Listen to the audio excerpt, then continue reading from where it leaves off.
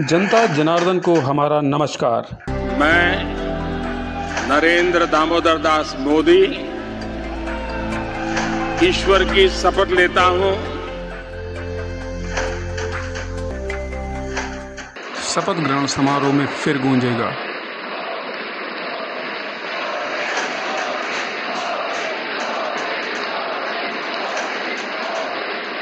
और मोदी जी के सामने होंगे प्रतिपक्ष के नेता के तौर पर कांग्रेस के राहुल जी। दोनों की उम्र में करीब 20 साल और 3 महीने का फासला है और अब यह देखने वाला होगा कि संसद में आगे क्या होगा जब दोनों आमने सामने होंगे। इससे पहले लोकसभा चुनाव के दौरान सुप्रीम कोर्ट के पूर्व जज मदन बी लोकुर और दिल्ली हाई कोर्ट के पूर्व चीफ जस्टिस AP शाह के साथ प्रसिद्ध अखबार द हिंदू के पूर्व editor in chief N Ram ने दोनों नेताओं को पब्लिक डिबेट की चुनौती पत्र लिखकर दी थी। तब यह बहस नहीं हुई, लेकिन अब संसद में जनता इन दोनों की बहस किसी न किसी मुद्दे पर जरूर देखेगी, यह तय है। अपने 24 साल के राजनीतिक इतिहास में 7वीं बार नेतृत्वकर्ता के रूप में शपथ लेने जा रहे मोदी का क्या यह आखिरी राजनीतिक कार्यकाल होगा, इस पर भी चर्चाएं चल रही हैं। लेकिन यह तो तय है कि उन्होंने इतिहास रच दिया है।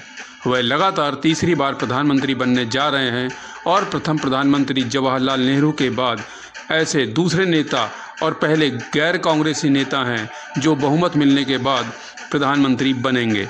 नेहरू जी ने 1952, 1957 और 1962 में लगातार 3 बार पूर्ण बहुमत से प्रधानमंत्री पद की शपथ ली थी।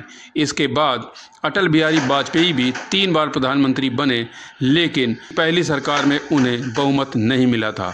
वहीं मोदी जी लगातार सत्ता के शीर्ष पर विराजमान हैं। पहले 2001 से 2014 तक गुजरात के मुख्यमंत्री और 2014 से अब तक लगातार प्रधानमंत्री। अब राहुल जी की बात करते हैं। वह 10 साल से ज़्यादा समय से खाली पड़े प्रतिपक्ष के नेता के पद को संभालेंगे तो निश्चित है कि नर्वस 19 का शिकार हुई कांग्रेस को इससे ताकत मिलेगी। मोदी नेहरू के रिकॉर्ड की बराबरी करेंगे तो राहुल भी नया और अनोखा रिकॉर्ड बनाएंगे। दरअसल उनके पिता राजीव गांधी जहां 18 दिसंबर 1989 से 23 दिसंबर 1990 तक यानी कि 1 साल और 5 दिन तक प्रतिपक्ष के नेता रहे, वहीं उनकी मां सोनिया गांधी भी 31 अक्टूबर 1999 से 6 फरवरी 2004 तक यानी 4 साल 98 दिन तक इस पद पर रह चुकी हैं। बीते 10 सालों से लोकसभा में नेता प्रतिपक्ष का पद खाली था और अब की कांग्रेस का हाथ मजबूत होने पर उसे यह मौका मिला है। दरअसल 2014 के चुनाव में कांग्रेस को 44 सीटें और 2019 में महज 52 सीटें मिली थी। लोकसभा चुनाव में भाजपा के बाद सबसे ज़्यादा सीटें कांग्रेस को ही मिली थी, लेकिन इसके बावजूद कांग्रेस को नेता प्रतिपक्ष का पद नहीं मिल सका था। इसका कारण यह है कि नेता प्रतिपक्ष के पद के लिए किसी भी पार्टी के पास लोकसभा की कुल सीटों का 10% सीटें होनी चाहिए, यानी 543 सीटों में से कांग्रेस को कम से कम 54 सांसदों की ज़रूरत होती है।